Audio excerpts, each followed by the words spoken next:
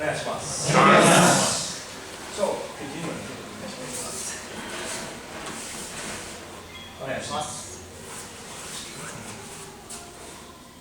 This version and this version, and now there's this version. A lot of Kokyu Nage that end up in this position, and some of them come from this version. So we start. So let's do more of the Dori again, please. Coming here. Now in this position, instead of throwing forward, I'm going to step back. Good. Now this hand comes into play and goes in this way, as if I'm doing an Iwama Nage finish. And that goes into the plant. So I'm coming here and then going as if I'm going to throw him forward, but now I step back at an angle and take the balance here. I want to go in that direction. So this balance is there. This arm goes in like this. And it can be done stationary, but it can also be done in Awase as he grips. So as he gets a hold, I can move in, go up high, low, and in. Comes in as he grips. So you can do it either in Kihon form or in Awase.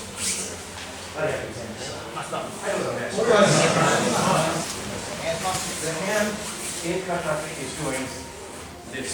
When we do Moro to Dori, then the hand is doing this. You're not doing Tai no Henko in Moro to Dori. You're doing the Tegatana position.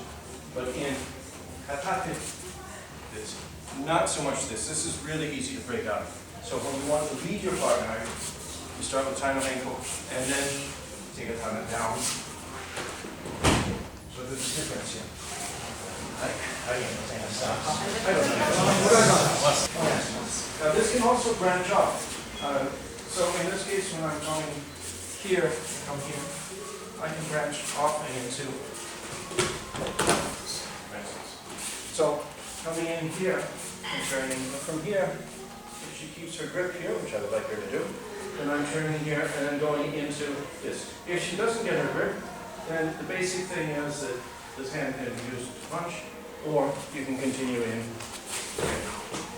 But I'd like to use this as a referral, or reference, to this throw that we're doing from here. Now in this case, I'm in the Kokyu whole foot position. Okay, my hips are opposite, and I can easily throw from here. So some of these throws can be done with the opposite stance. Yeah, throw, and you can step in.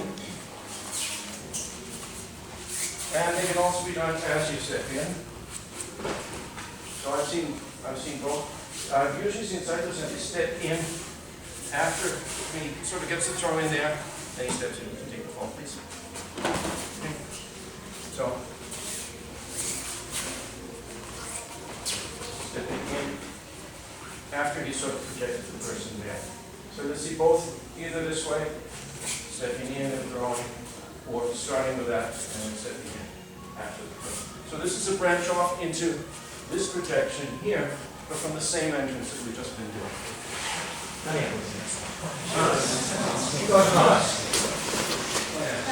And then these branches also can move into what you would call Enka waza or Oyo waza. Enka means a variation. That's basically when whoever's teaching forgets the technique and does something else. You call it Enka waza. Or Oyo waza. Oyo waza means applied technique. It's basically the same thing. It is when you're in a given situation and something changes, which it quite often does when you're doing Aikido. So, for instance, here.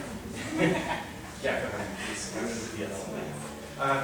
You come in here, and as I'm showing here, if that arm disappears, then you can go into the applied version of the first kind of throw we're doing. Depends on how your partner is standing. Come in here, and she's standing upright, but she loses here. Then this elbow is in the way for me to do that. I wouldn't do that at this point. Then I would come around and do this. If she's leaning forward, the same thing. I would do this. But if there's room, when the arm comes around here, she just sort of drops it, then I would enter with the Kokyu hold version of the Kokyu Nage. So all of these things can be adapted as you go. That's basically what our sort of the normal version of Takemusu Aiki is about, is doing Aikido techniques from a given position. They may change as you go, but being able to adapt to that and then still staying within the realm of Aikido. And I'm going into too much stuff. So, coming to here, and we can also branch off again because there's a version called Sumi Otoshi. When you go lower in the Kazushi of that technique, here, go down and then you block your partner's knee. That leads into Kazushi, that turns into a throw. This is a Kokyu Nage that has a name. It's called Sumi Otoshi. Sumi means corner, Otoshi means drop. So, you can also do it from the direct entrance, Kazushi just like in basic form.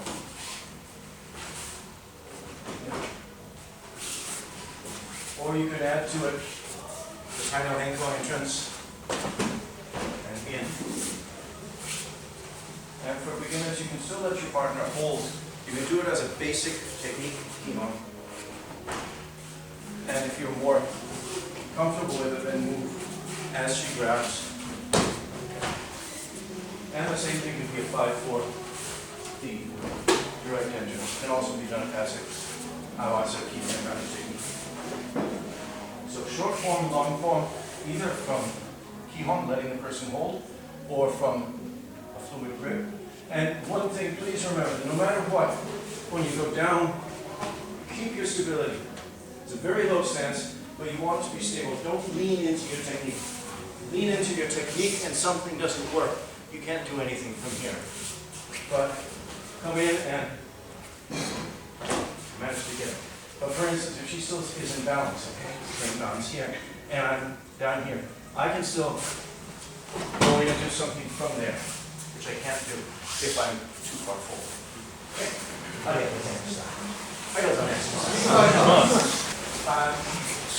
So let's go over into Einhand as Nuno was initiating, and from here.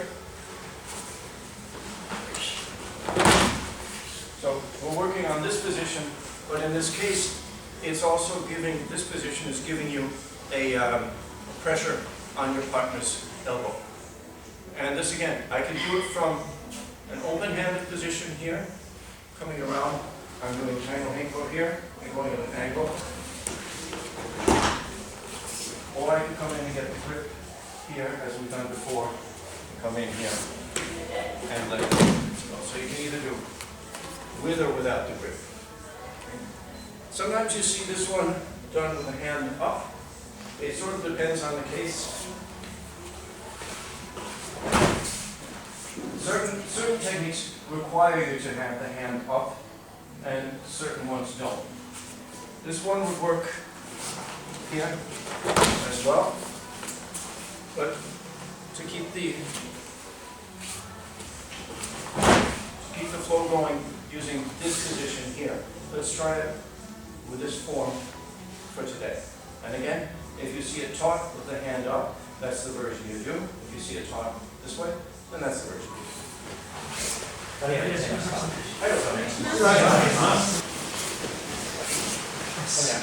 again, I saw some people who would start to somebody grab Yakuhan. And if that's the case, then actually you can still move into that technique. They're basically just doing Kazushi and getting the grip here.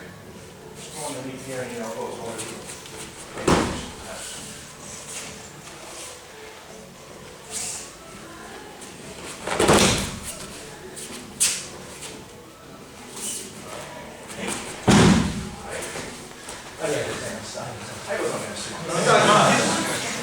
a little bit of attitude adjustment, maybe, in terms of the etiquette. A while back in our dojo, I tried to sort of be pragmatic about things to simplify the maybe, saying that if you're standing, bow standing. If you're seated, bow seated.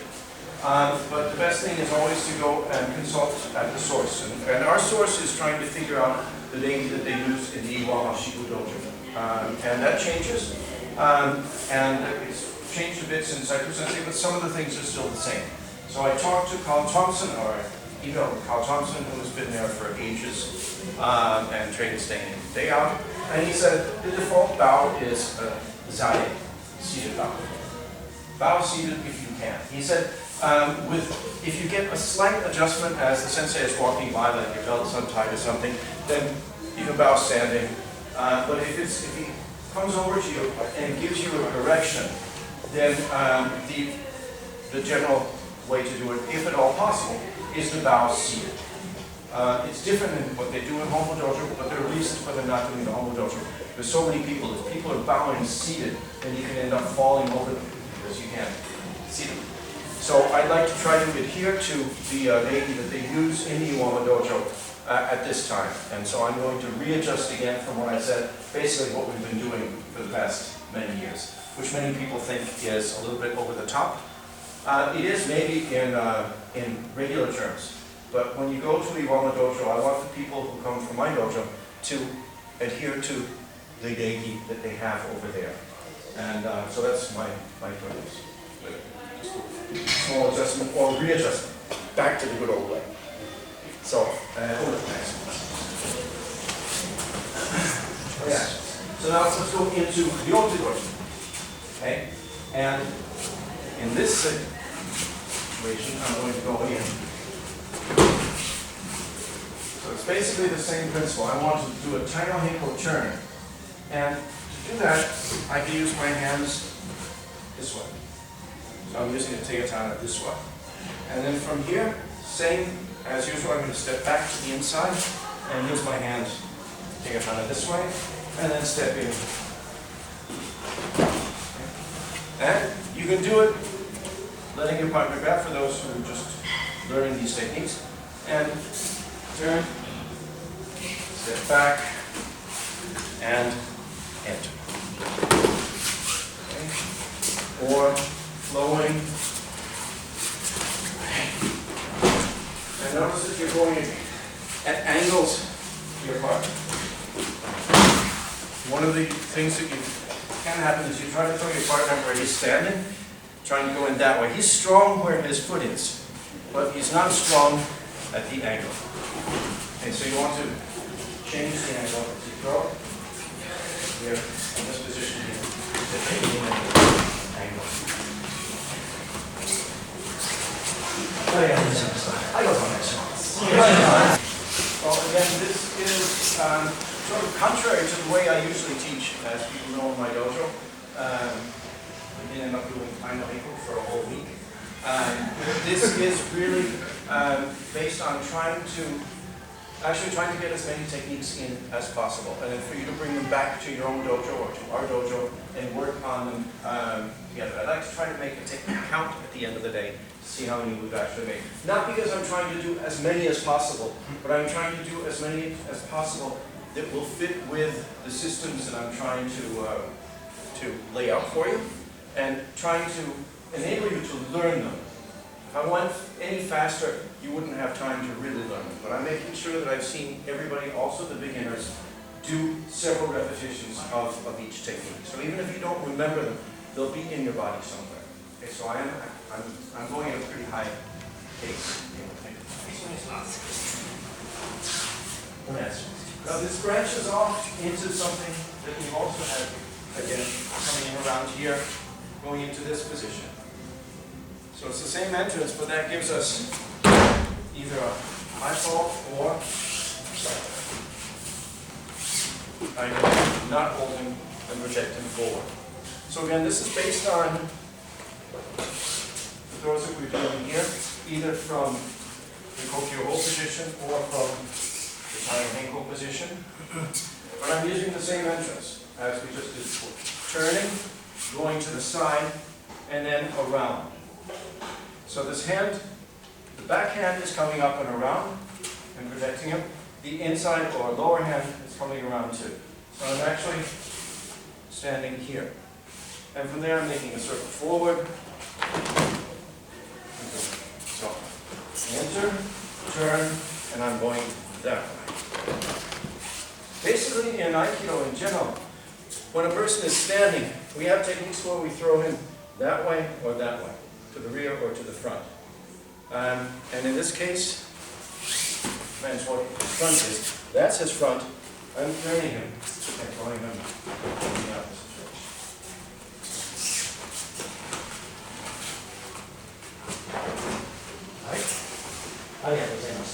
I'm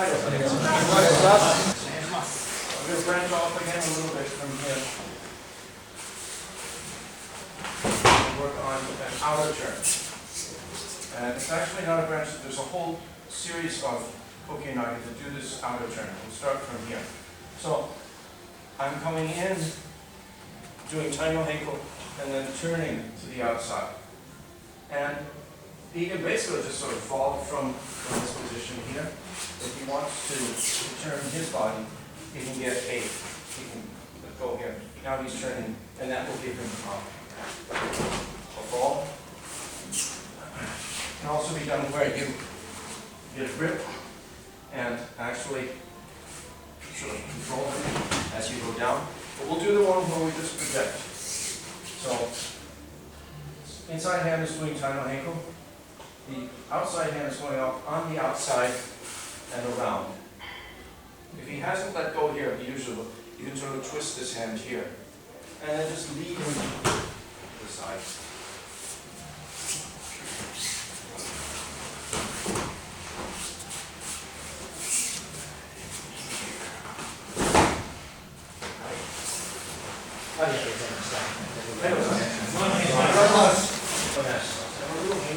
If your partner doesn't let go with that other hand here, you still hold him here. Take one more step here, and then we'll go using the same version. So this is coming around this hand. You can also lead it so that he doesn't let go. You can do that. You can sort of bring it with you, and then take one more step here, and that leads you into. So you can use it either as a hand if he's not letting go, or as we're going to do now, guide that hand so it's in front of you. Okay, turn one more step here, and then let's go away between them.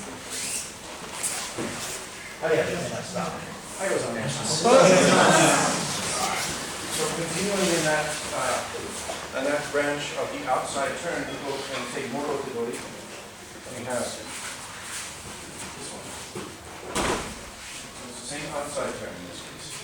So turning, point, turning outside. Now bring this around, and this hand comes in back.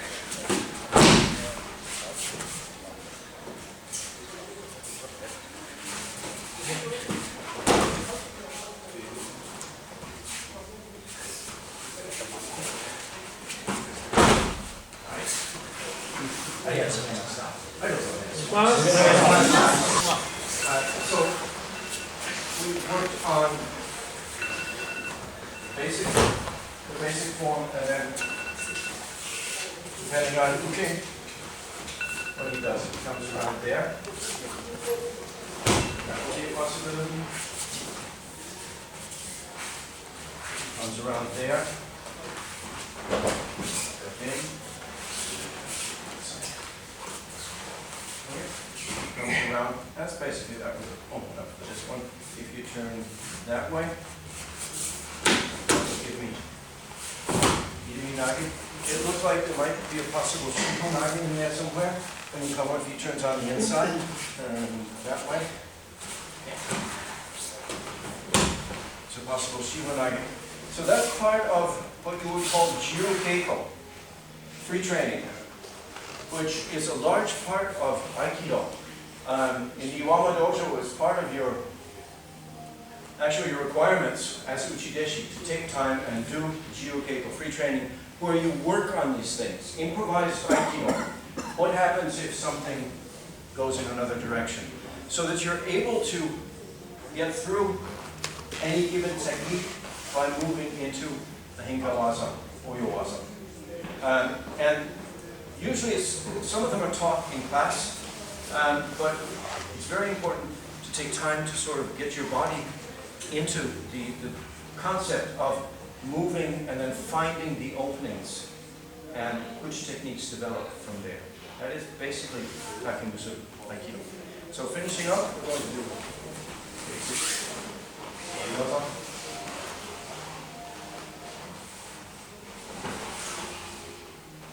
There are lots of different versions of Suwarimasa. The one that I remember very clearly, especially since they had us doing, was we would sit in class before actually finding a partner. And he would have us do Ich, Ni, San. Those three movements. We do it as a kata. Ich, Ni, San. And so what that is doing is the first movement, Ich, is creating a connection between your arm and your partner.